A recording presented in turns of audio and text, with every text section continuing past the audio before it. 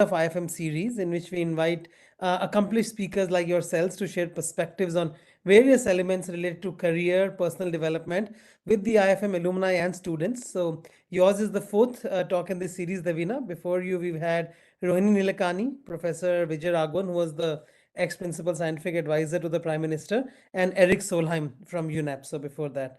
So very, very warm welcome. The IIFM Alumni Association is a collective, collaborative of all of us who've graduated from this institute in the last 2 decades, and really, really looking forward to learning from you and passing on the message to those who couldn't. So before we kick off the formal the lecture, I'm going to invite Dr. Ravi Chandran, who's our director and also a member of the Alumni Association since he's an alumnus from our institution. So a great privilege to invite him to first welcome you on behalf of the institution, and he'll also tell you a little bit more about the institution, Devina, and then we'll start with the lecture. So, Dr. Ravichandran, sir, over to you.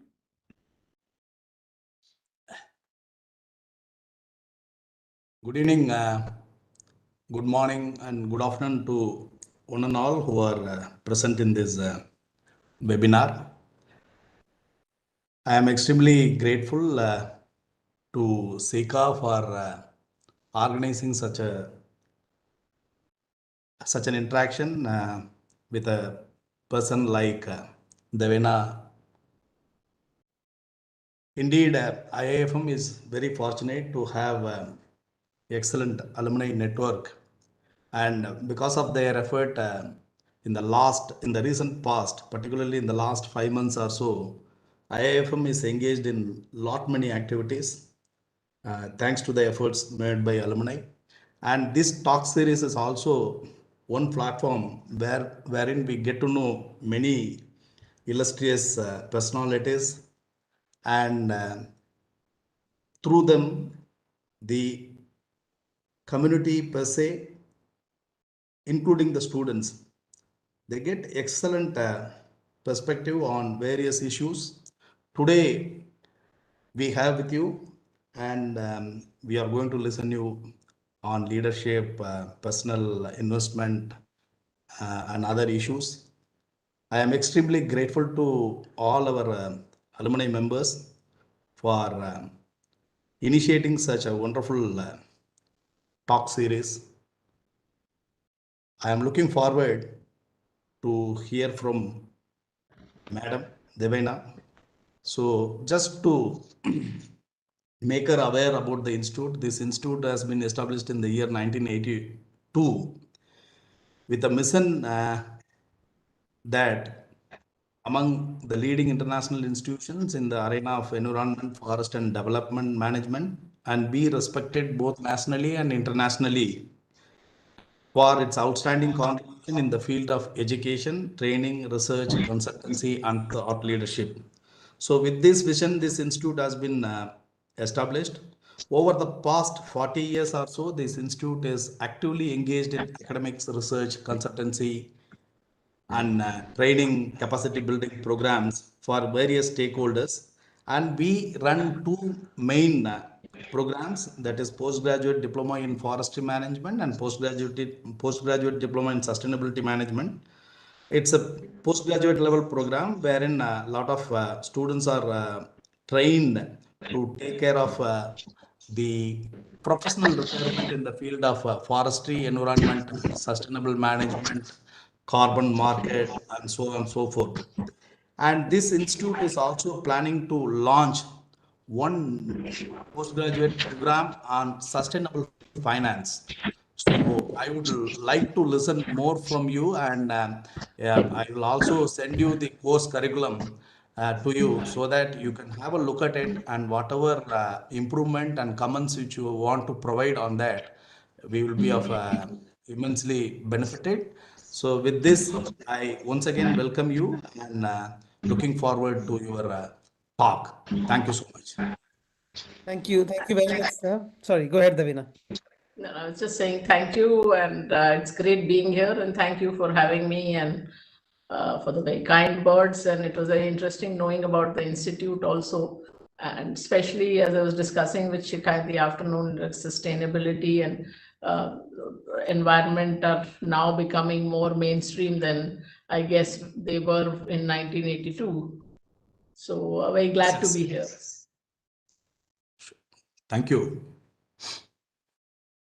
Perfect. So that brings me to actually quickly introducing Shikha, and then I'm going to hand over to her, who's going to then invite you and for the talk. I also wanted to mention that in the end, we also have one more alumni, Anjali from the institution, who's going to help wrap up. So I'm very quickly going to give both of their backgrounds. Shikha Devina, you already know, most of us know, is our alumnus from IIFM, PFM batch of 2003. She also did an MBA from Harvard Business School. She's worked in a variety of roles across development, banking, and finance in the US, UK, India, and UAE across institutions like CARE, ICICI, Rabobank, and now works in Demica, which is a leading working capital finance platform. She lives in London with her husband, who's also our alumnus, and her two children. So I'm going to very soon hand over to Shikha, who's then going to introduce you. But I also wanted to briefly mention that we've got another alumnus, Anjali.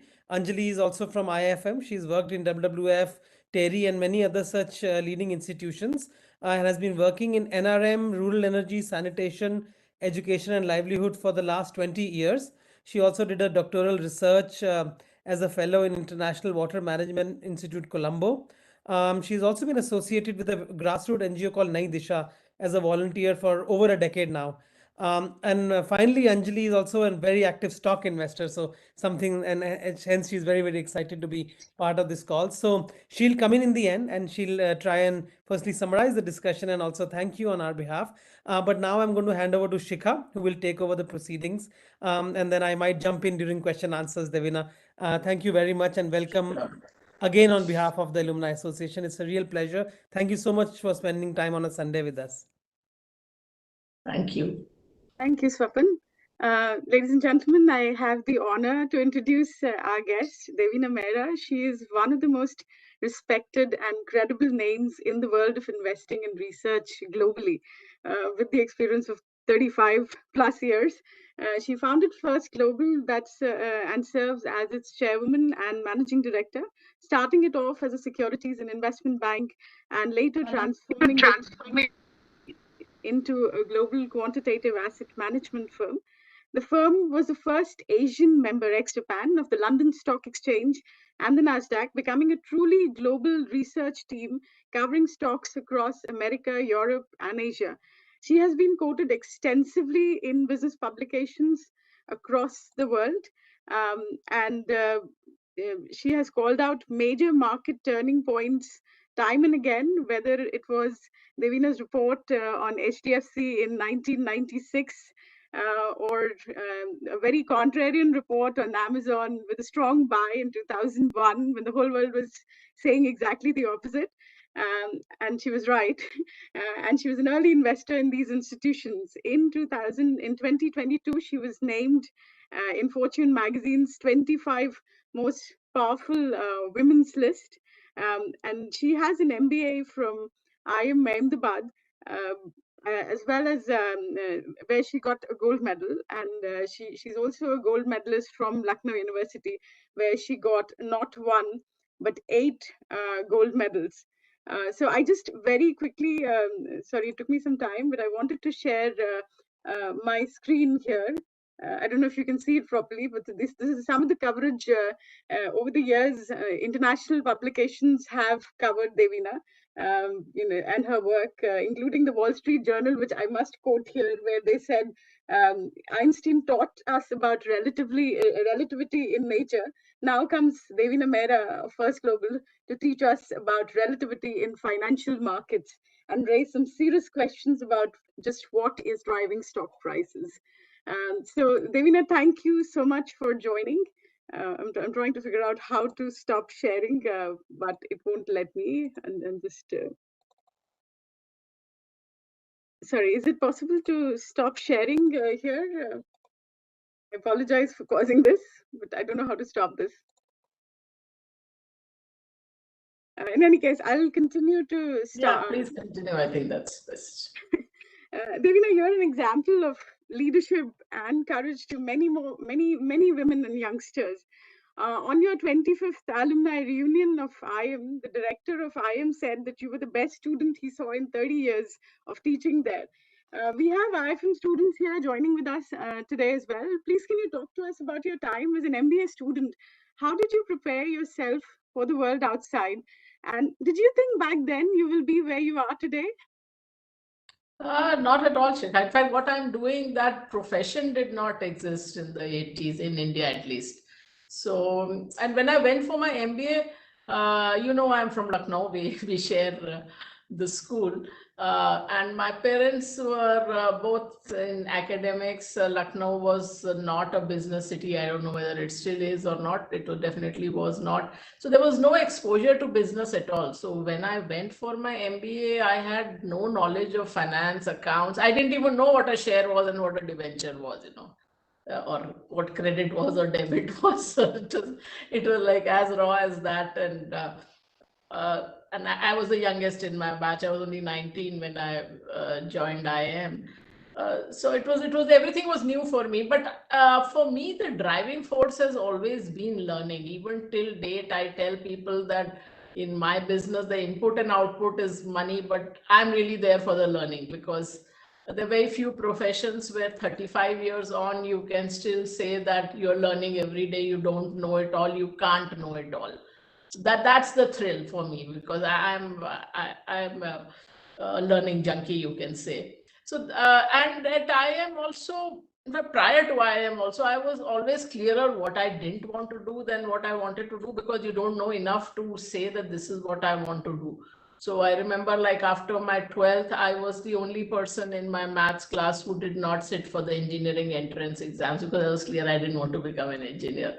So after IIM also, it was more like process of elimination, because you don't know enough about the job. So I applied to banks and consultancies, and as it happened, at that time Citibank was the top job and I got it, so I didn't even go for the other interviews.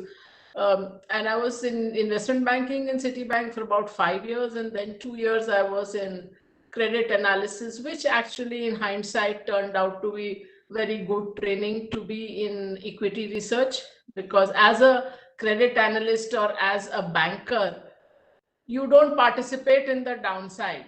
So you don't participate in the upside. So you are only interested in what are the risks, what is the downside. And that's a very good discipline to have, because normally when you come directly into equities, everything is great, everything is gung-ho, you only have the rosy picture, you don't even think risks exist. So that was good. And then the turning point really was that in 1993, and Dr. Manmohan Singh was the finance minister then, and in that budget, he opened the market to foreign institutional investors. And I said, now the market will professionalize, because till then you had only the old style brokers on Bombay Stock Exchange who'd been around 50, 100 years. There was nothing called equity research, as I told you. There wasn't even a course or even a module in our IIM days on securities research, because that didn't exist. So that was the trigger for me to put in my papers at Citibank, and then found First Global.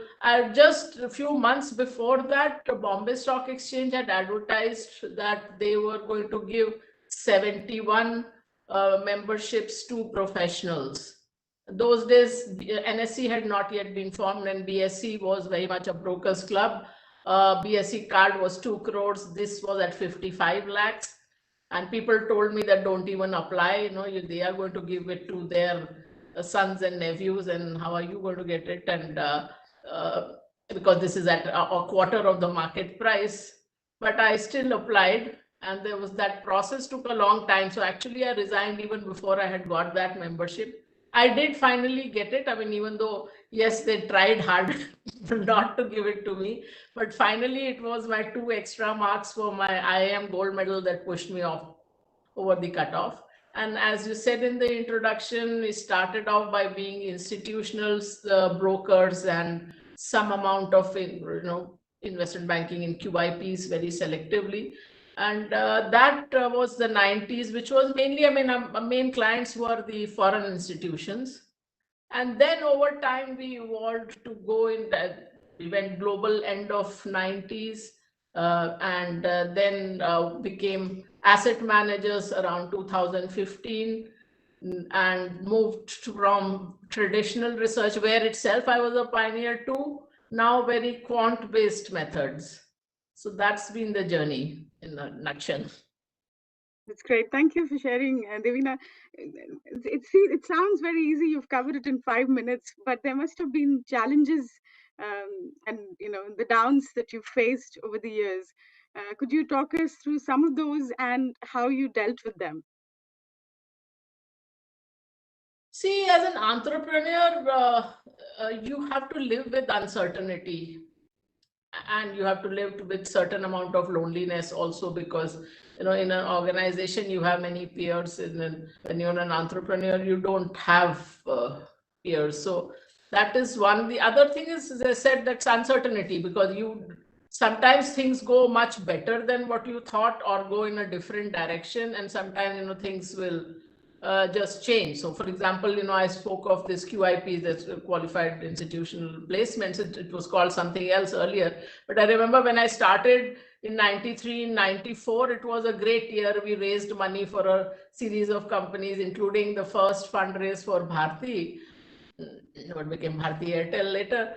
But then suddenly the laws changed, and that market went to zero, because the regulation changed and we could not do it for months. So you have to always, I think you have to be an optimist to be an entrepreneur, because and then you have to forget any kind of setback and move on. So that there were setbacks many times, but the real takeaway is that don't get stuck in the setbacks. Don't keep analyzing why it happened, who is to blame, those kind of things. You have to move on. I mean, that's for business, that's for life also. That if you keep pondering over all the negatives that have happened in your life, then you will be stuck there.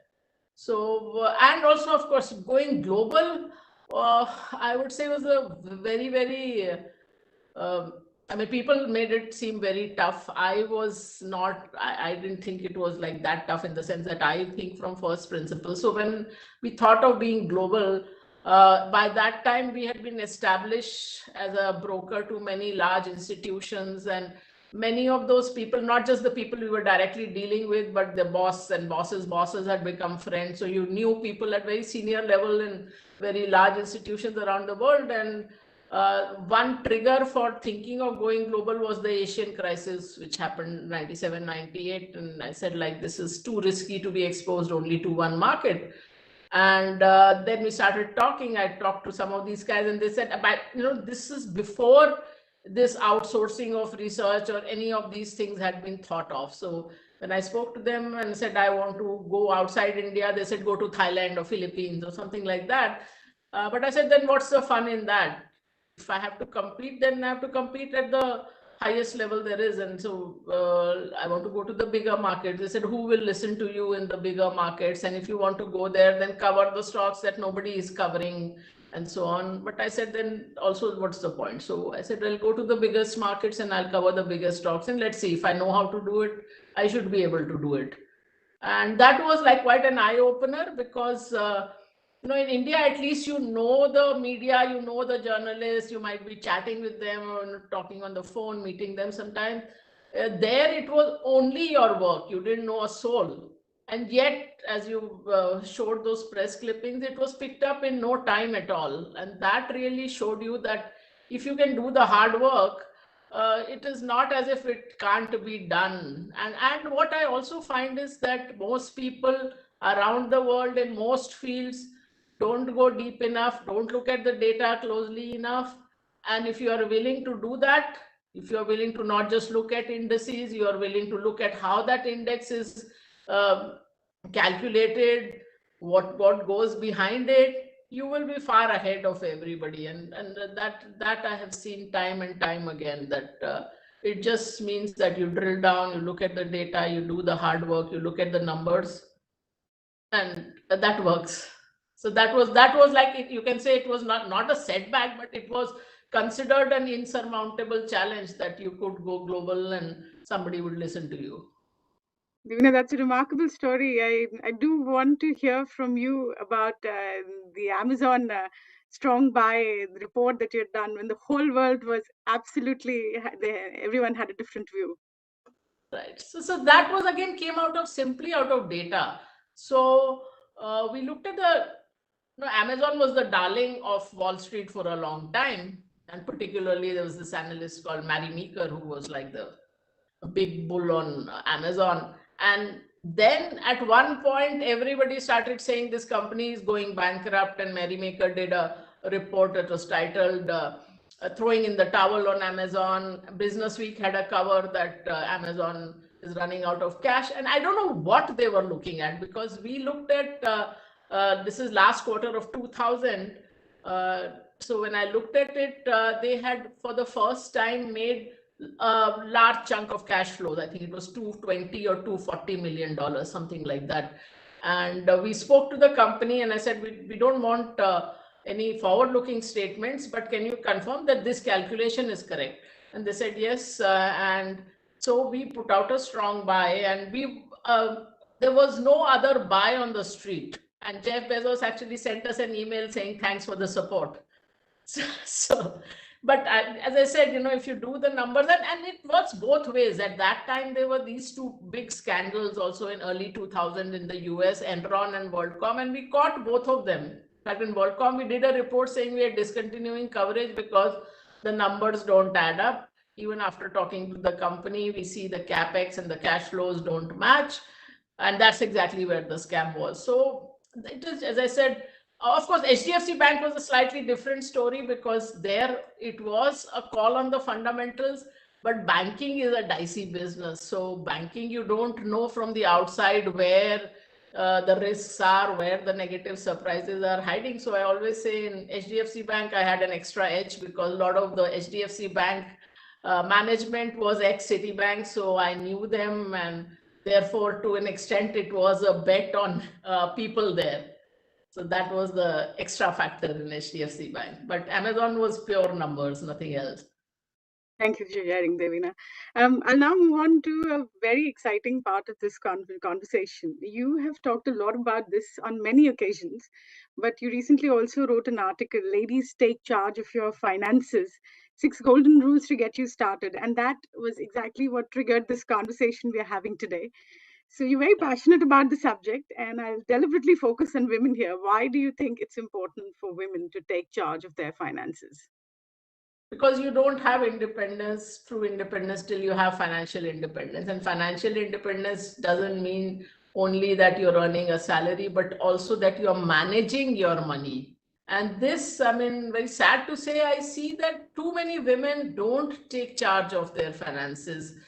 And this, I'm talking even very qualified women working at a very high level professionally, and still they will leave it to the man in their life. And that is sad. And part of the reason, of course, is that women are overworked. They are, if you're working outside the home, you're also looking after the home. And this is one thing the husband is usually happy to do. And you say, okay, one thing off my plate, let him do it. But that's the wrong approach. So negotiate the other work, but don't delegate this. You must, and it is not so difficult, especially for the people who are listening on to this. It's not so difficult. And I always say that women think that men know more because the men act more confident, but write it in bold letters in front of you that confidence does not equal competence. This is a rule for everything in life that I actually learned more through recruitment errors than anything else, but it holds for everything. So just because the man in your life acts as if he knows more doesn't mean that he actually knows more. And statistics show that women get better results at investing, but they are less confident. And for men, it's the other way around. So those are the things. I mean, obviously, I mean, if you invest in the markets, those are some of the things that I talked about in that article, that you will make losses at some point. So again, women take it too personally, that why did I get into this? I was an idiot. I don't understand this. And the man will also tell them that. Whereas if the man makes a loss, half the time the wife does not even raise it, thinking, why spoil the peace in the home? So, all those factors or stereotypes or whatever you have to counter. But as I said, till you have charge of your money, you are not really independent. Makes sense. According to you, what should be the rules of personal investing when you are starting? And I'm talking here from the perspective of the MBA students here who will be graduating soon. When you're starting your first job, and in general, what should be some rules of personal investment that one should keep in mind? See, one is that start saving and investing as soon as you can.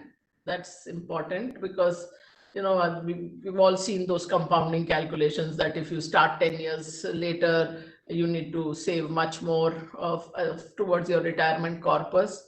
Have an asset allocation approach, which is the important thing. See, because people say that I don't have time to go into every stock and all that. You don't need to, because and this in an MBA you are taught, but you kind of forget that 80 to 90% of the returns come from asset allocation, not from security selection. So you don't need to, it is good for parties to talk about multi-baggers, but the real investing is boring rather than exciting. So, I mean, get the asset allocation right. And even if you're starting out, don't have 100% in equity. This also I tell people, because there might be some unexpected investment or expense, like you want to buy a house, down payment towards that, you want to study further, or some unexpected medical cost comes up. So all those things you need to have, not everything in equity, because equity returns come in bunches, and they can be even 5-7 year periods when equities don't return anywhere close to where you think equities should return. So, and also very important, global diversification. So as I tell people that when I started working, the US dollar was 12 rupees. Now it is 82, 83 rupees. So in the course of less than a career, you have seen an 85% depreciation. So if you're talking long-term goals, which obviously somebody finishing MBA would be, then global diversification is extremely important. So over a period of time, at least 30-40% of your assets, if not more, should be global. And global doesn't mean only US. So let me also put that caveat. One other important thing is that don't be at extreme ends of the risk spectrum. So this is one thing, like you were talking about women. A lot of women save, but they don't invest. So if you are in a 5.5-6% kind of return in a bank fixed deposit, right now it is somewhat higher, but I mean, I'm saying on an average over 30 years, even if you save like 1 lakh a year, you will end up with something like 70-75 lakhs. So that is too little. That barely covers inflation. Whereas if you invest even in a multi-asset portfolio that gives you maybe 11-12%, you'll end up with 3 crores. So this is like, it's a 4-time thing. But on the other hand, like last year, not last year, the year before, I found a whole lot of people going from fixed deposit, having not even invested in stocks, going to trading of cryptos or options, or staying up at night to trade on Robinhood. So don't do things like that. It's hard-earned money. So don't be on extreme ends of the risk spectrum. So this is another personal finance tip. So my previous question, Devina, was from the perspective of someone who's just starting out. When we asked in our alumni group, one alumna asked a question: what advice would you offer to someone in her early 50s who has not planned for retirement? Except, of course, she should have started 25 years ago. But any particular advice you would give to that age bracket? So then start now. I mean, that's the thing. So if you haven't started, start now. I mean, better late than never. That is the thing, because now life expectancy is high. So you need to plan for many more years. I was just thinking that my mother has been a pensioner for almost as long as she worked. So almost 30 years now. So so you need to plan for a long time, and also you need to calibrate when you want to retire. Makes sense. But I mean, again, because you're starting late, don't go into very high risk stuff and say that I need to make money quickly. So that advice still holds, that you need to be sensible about investing. Yeah, and you refer to your mother. I mean, she has had pension for 30 years, and if you're not in a job which would give you pension for that long, you Yeah, definitely need to exactly. start planning. So I have another question from one of our fellow alumni, and also a topic very close to home to IFM community. As an asset management firm, how much importance would you place on ESG while taking investment decisions? And how do you see the future of ESG investing? And this is a topic that's really important to this community. So yes, I know. Now the unfortunate part, there are two things you must keep in mind, that if you are uh, investing, I mean, if you really want to invest in ESG investments, then you must be willing to accept a lower return. Now this appears, this is an obvious thing, but which people miss, that if you have this universe and you're investing of possible investments, and you're investing only in a small proportion of those, obviously the optimal return here will be less than the optimal return which looks at all these securities in the universe. That's one. The other thing is that I have found, looking at actual investments of any ESG fund, that वो ESG का नाम होता है, but actually investments have very little to do with ESG often. Now in India, ESG funds, you will find things like Coal India, Reliance Industries. So it is all mostly a way to just gather assets. So in principle, I am against, I mean, this is a fine. If it's a cause for you and you want to do it, that's fine. But otherwise, most thematic funds or PMS schemes are to be avoided, because for the fund house, it's a way to gather money. And that normally comes when that theme is in fashion, sort of. But as I said, if you look at all these, actually where they're investing, they're not particularly ESG at all. Of course, I was discussing this with a friend who's a professor in the US, and he was saying that there a lot of ESG funds invest in these fossil fuel type companies and then try to change the practices there and basically become an activist investor. I don't think that's happening in India in any case. And there also it is not very clear how much of an impact they are having, but that's their logic for an ESG firm to invest in fossil fuel companies.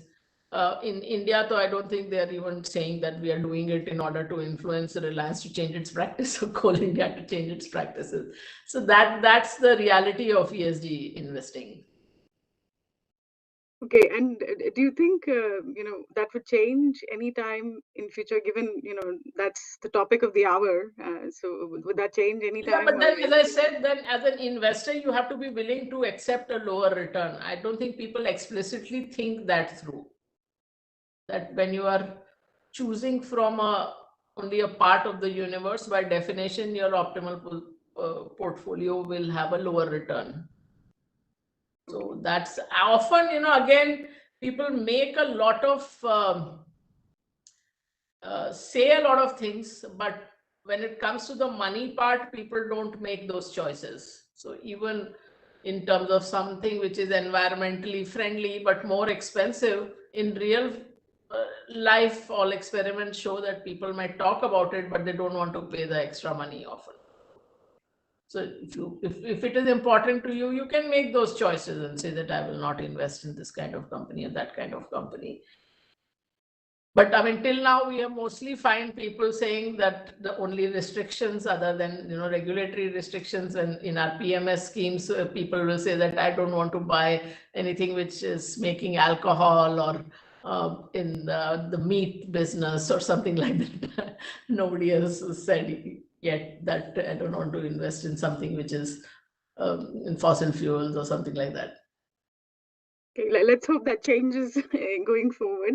Probably, given that we're getting close to general elections in India in 2024, a comment on how that will affect the stock markets this year. See, that is very difficult to say just now, and I don't think there's any great uncertainty regarding the outcome of the election as we sit here today. And the election is still far away, so you don't know, where the market would be at that point. There's no point speculating sitting here today what the impact of the election itself will be, barring generalities that normally, I mean, the spending goes up by the government going into an election and all that. So let's see how it plays out. So that is not really something I'm focused on.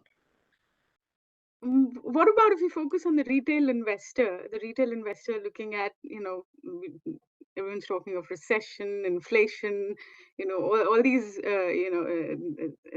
words coming up these days. So as a retail investor, how should I think about, my stock market investing this year when the news all around is so bad, with the banks failing and everything? How do I think about it? Okay, there are a few things. One is that if you look at 2022, I'm not talking India, but globally, it was one of the worst years ever across all asset markets.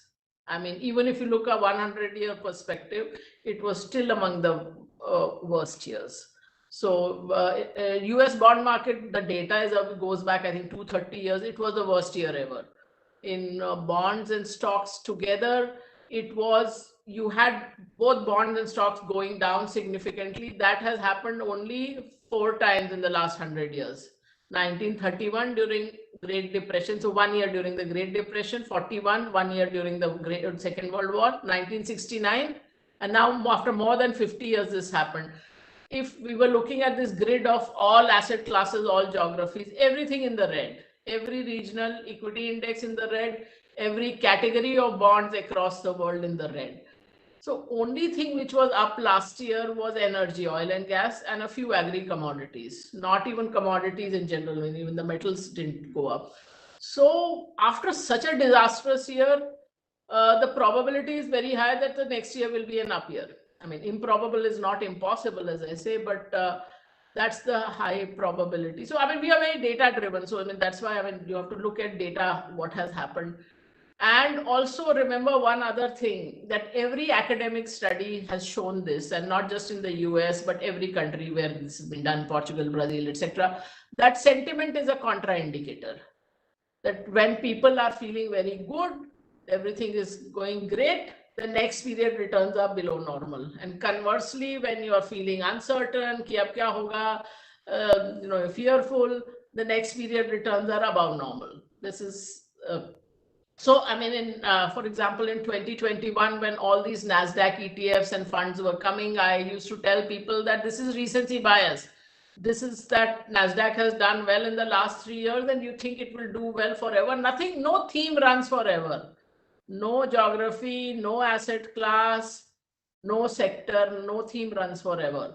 So now, I mean, of course, in globally, it is looking as if emerging markets will do better, but we are still watching to see whether that's like a really medium term or a few year kind of change, or that's more short term than that, because emerging markets last did well in 2003 to 7, when emerging market index went up 3.5 times, India went up 6-7 times, Brazil went up 10 times, and US could not come out of even that tech crash lows. But see, stories all follow what is happening in the market. So at that time also you heard all these stories ki now US is yesterday's story, now the next century belongs to India and China, and you heard about these BRICS. So wo sab bhul gaye abhi, last 12 years when US was again doing very well, forgot all about it. I had said at a conference in January, now you will see that again coming, those stories coming again, and those stories are beginning to come again. And also remember, economy and markets are two different things.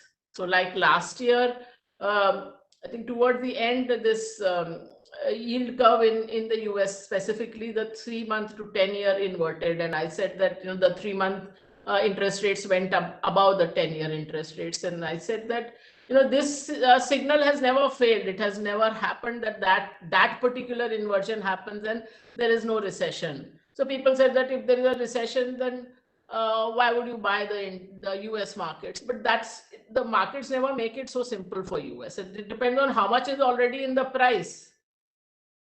And as you've seen, NASDAQ has done well this year, because last year, as I told you, was a disaster. So, and if you look at China, it's on the other side. So China, the 2007 levels, last year, the index was half the 2007 levels, even though the GDP had gone up 6-7 times. So coming back to India, there are many issues on the macro side. But India has come out of a very long period of underperformance in the last year and a half or 2 years. Because that whole, we all think, as I was saying, that the equity market returns are not so predictable. So equities, we think in India compound 15, 16%, because that's the Sensex compounding from 1979 is the Sensex, the benchmark 100. So, but that compounding is not been the same every decade. So first decade it compounded 21%, then 14, then 17, then that 2010 to 20, it compounded only about 8.5%. At that time, fixed deposit themselves were giving 8% or so. So once it came out of that long underperformance stint, I knew it would continue. So last year, beginning itself, I was saying that 2022 India will outperform, which it did. And right now, I mean, it got derailed a little because of this whole Adani thing in the early this year.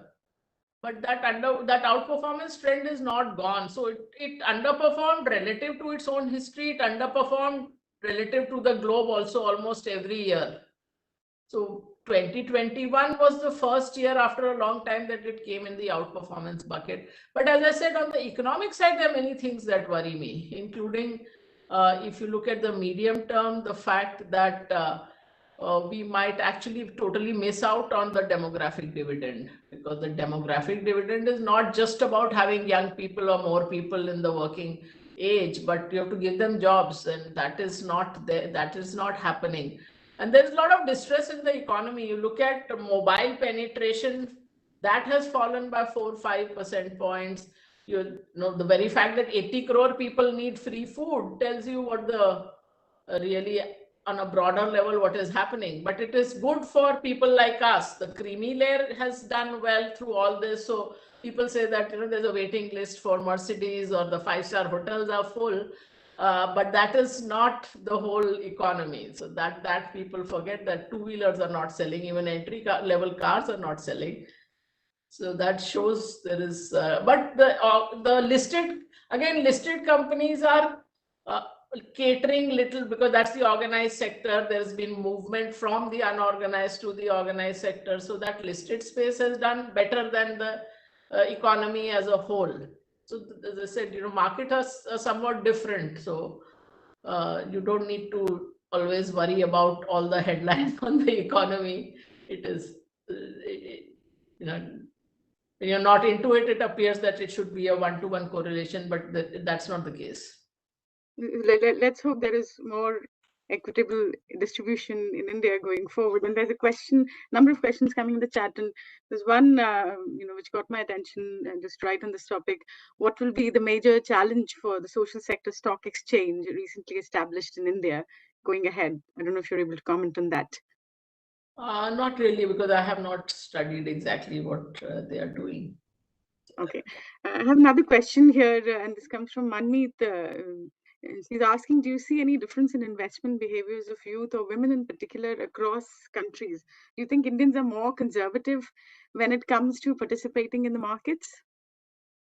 But the data at least shows that the Indians' investment in equity is lower than that of other countries. Of course, in other, like US in particular, a part of it is coming from the 401k, but the retirement saving, and that also gets channeled into equities. But yes, I mean that the data clearly shows that while it has risen, especially risen post this COVID lockdown, it is still much lower than that of other countries.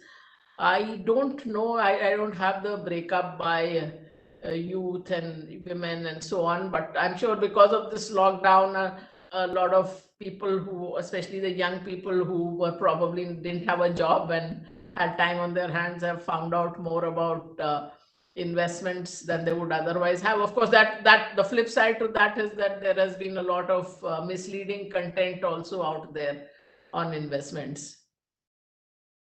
I'll continue for just a little bit on that theme, and that is, there was a question from another alumnus earlier, Kalol. He wanted to know if it was possible to achieve financial independence by the age of 45-50 years. Can one hope to retire at 45-50? Why would you want to retire, first of all, unless you're doing a job that you hate?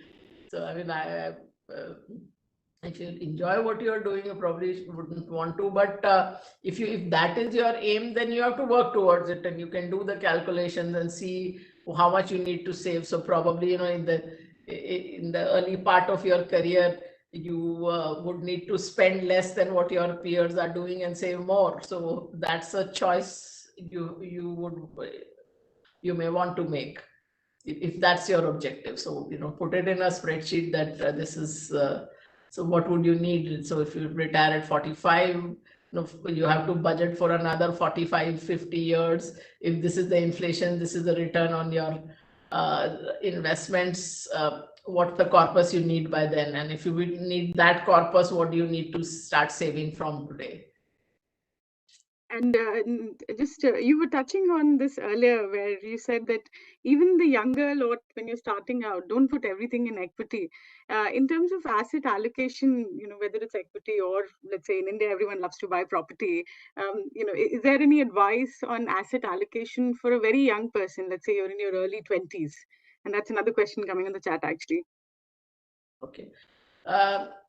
So first of all, while of course property is part of the asset allocation, but if you actually buy a property, that becomes a very disproportionate part of your asset allocation. So I would, I personally dislike illiquid investments. So I steer clear of, I put a, you can say I put a great premium to liquidity, that at least you can get out. With property, if you need the money, there's no way you can get out in a hurry. So it's, if even if you are able to sell it, it takes 6-8 months at least to sell it. So property is generally speaking, there are exceptions. Always you can find some pocket where there was a great appreciation.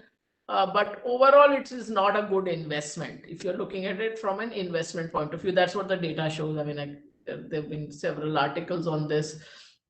That it is not a good investment. You might still want to buy a property for other reasons, that stability. I don't want to move every 11 months to a new place. I have to do this change of address every time, this, that, and the other. That's another matter.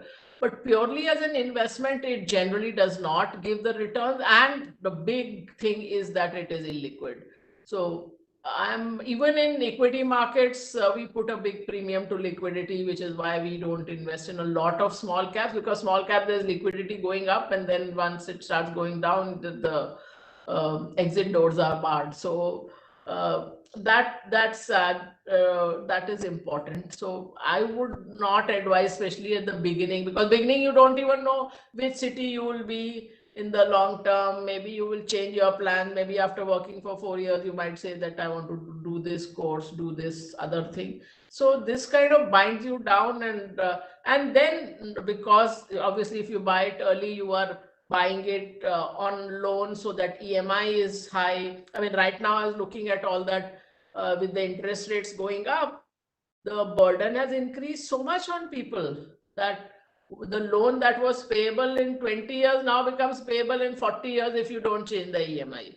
So it has become that kind of burden. So those are, plus of course, real estate, you have all those other horror stories also of the builder not delivering, and you are liable for the EMI, whereas you haven't even got the house. So as an investment purely, on a financial terms, as I said, there might be other reasons that you want to buy a house for your parents or whatever it is, but otherwise, in pure financial terms, real estate is not a great investment. So when I say multi-asset, in India, of course, there are not that many things. Of course, overseas, you have access to many more things. So in our multi-asset portfolios, other than equity, we look at gold and fixed income. Fixed income, we normally err on the side of caution and be on the government securities and those kind of things, not take credit risk. Now, of course, one other thing, this may be of use to people, that normally fixed income, people think FD mein dal do, but now you can directly buy government treasuries. Now that window is open directly to retail investors also, at least people investing 1 lakh or so. I think that's a cutoff, but it is now open, and that gives better returns than bank FDs, and obviously it is safer even. So that's another thing you can look at. Thank you for that. And Devina, I think as much as I would love to continue talking about, the investment strategy with you, and I know our audience is also very interested in that, I'd like to use, the last few minutes that we have here. How do you balance between your work and personal life? Any strategies or hacks? And you've had your share of it's not been a very easy ride as well, where you've had a special needs child in the last few years, you've gone through a separation and everything. So how are you balancing everything and staying on top in your career as well? Okay, so first of all, I mean, I would just like to say that I mean, you are coming from a different place, but very often I get this question from girls in their 20s asking me, and this has actually happened in the last 1 month. I think two of my interviewers who were young women have asked me this, that how do we find a career that we like or that we are good at, and yet be a good wife, mother, daughter-in-law, and looking after the house. And it always saddens me, because no young man has ever asked me this, that how do I balance my career with looking after the home and being a good father and husband and son-in-law. So that saddens me, that so many years after I finished my education and have been working, there's still the internalized patriarchy is so strong. That so for all the young men and women out there, I would like to say that share the burden, if you want to call it, of running the household, and not just the physical labor, but also the emotional labor. So sometimes people will say, "Okay, but she has a cook and a cleaner, so she's not doing all those things." But who manages the staff, who keeps track of the children's schedule, all that needs to be shared. I mean, in my IIM batch group, I have asked this question at times, that to the men, that how many of you know your parents' medicines and dietary preferences better than your wife, let alone the wife's parents, your parents? And not one man has ever said yes. So this shows, and this is the reason why the female labor participation rate in India is also, I mean, one of the reasons why it's so low. Because I always say that it is not that we I mean, there is obviously workplace discrimination, but more than that, it is what society and families expect of women. So first of all, lay down what your expectations are, and don't get into a relationship if these basics are not met. Even if and this I'm talking from experience. I had this thing, that if the guy tells me that I will help you in household work, then you are saying that this is my work and you are helping me. So that is also not acceptable to me. So I was quite a militant feminist as a teenager. But as you're saying, yes, I mean, this is like one of the big challenges in my life, that I had a special needs child, and I've been a very hands-on mother. So of course, see, the thing was that I had a child somewhat late. So the building years of First Global, which was the 90s, which were more hectic, were behind me, in the sense that at least I had little more flexibility than I would have had when I started the business. And as I told you, I started very early. I started working at 21, so I had that time. But even so, that has been a very challenging time. I mean, there were weeks on end when I did not go out of the house, and I would work from home, and just maybe go out for 2 hours a week, that kind of thing. But my challenges were a bit extreme in that. Uh, but the thing is that I love the work, and a lot of it, even much before COVID and all that, for the last 20 years, I have been working remotely, mostly because even within Bombay, my team was at a location that was quite far away. So I've been quite used to it. So now with all the that helps both for men and women, that having all the infrastructure at your fingertips, in a sense, so you can do all of that. But don't try to be superwoman. I mean, I've been guilty of that, but I'm just saying that in principle, cut yourself some slack, be kind to yourself. Again, all these things I have not necessarily done all life, but don't try to be, as I read, this is on social media, that most women in particular want to be A plus in everything, that I want to be A plus in career, in as a mother, as a hostess, my household must be all speak and span, and but said, like, you decide that at various points in your life, which is the area of focus where you want to be A plus, and some other areas you explicitly tell yourself that I'm okay if I am a B or a C in this. Thank So you. that's the tough part at times. I'm very conscious we've come up to the hour, but I'll take the liberty of taking a few more minutes here because I want to cover some of the questions that we've received Sure. earlier as well. You're an avid reader. Very quickly, Devina, some good books you'd like to recommend to the community here. Okay, I can do a full 1 hour on this, but I know you have a library of depends on 5,000 what books. level what you're.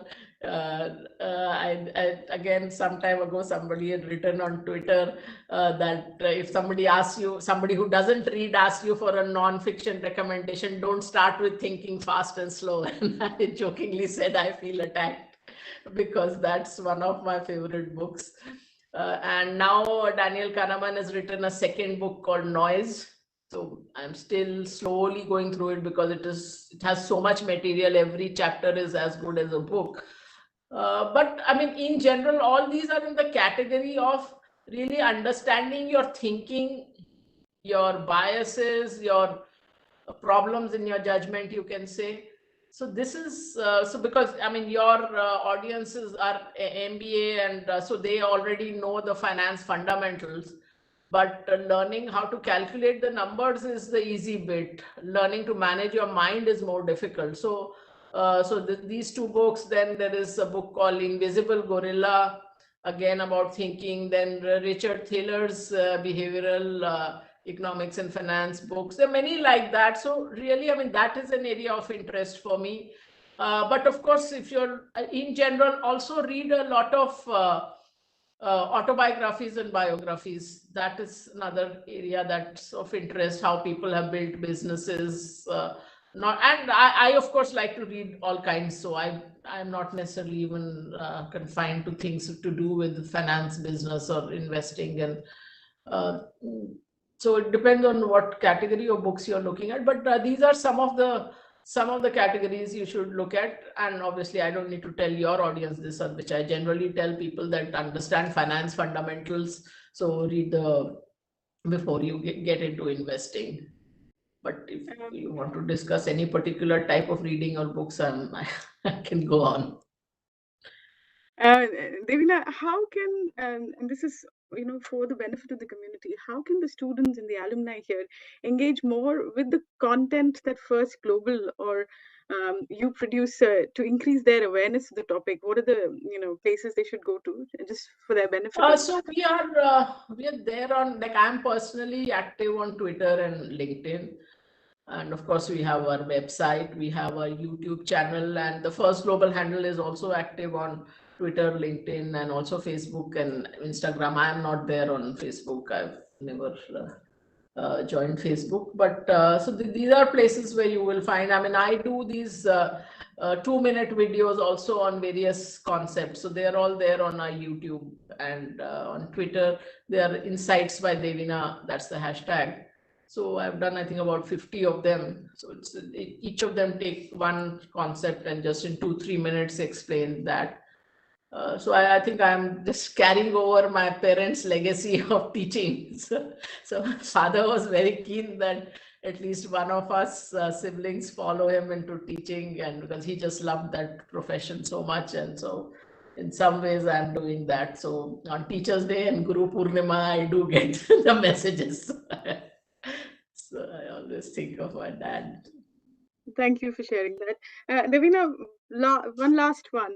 Any advice for the students here or, other members of the community here? Any word of advice? That's too general now, like an advisor.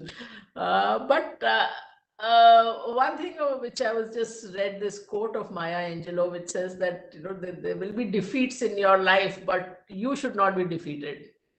So be resilient, and as I said, move on. There are going to be setbacks, but have an optimistic mind. One of the techniques that I have used is this Silva method of mind control. I believe the secret is also quite similar. So like the BSc card I spoke about, that was one of the things that I just visualized.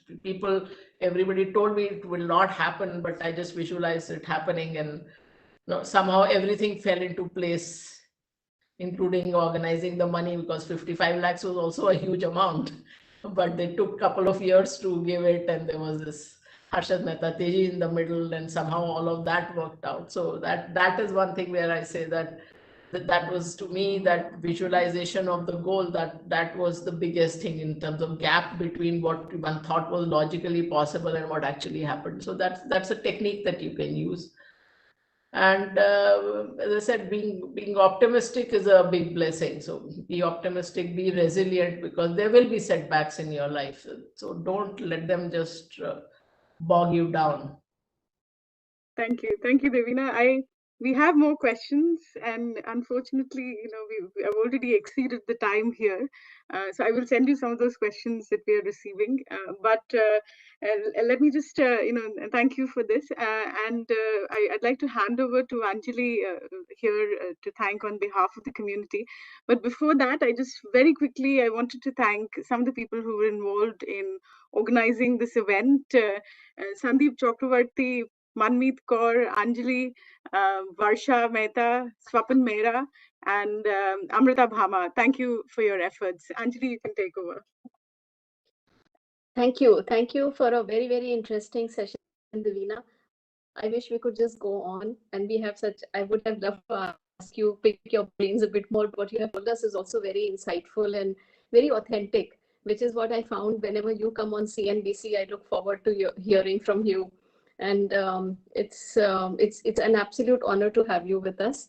And I'm sure I really appreciate, and I think most of our alumni do too, that this was triggered on Women's Day, on International Women's Day, when you were so generous with your time and you immediately gave Shikha a window to have you over and interact with our alumni. It just felt really great, to have this kind of support from you, and I must appreciate your willingness to do this. You've made all your suggestions are so they really resonate with my learning.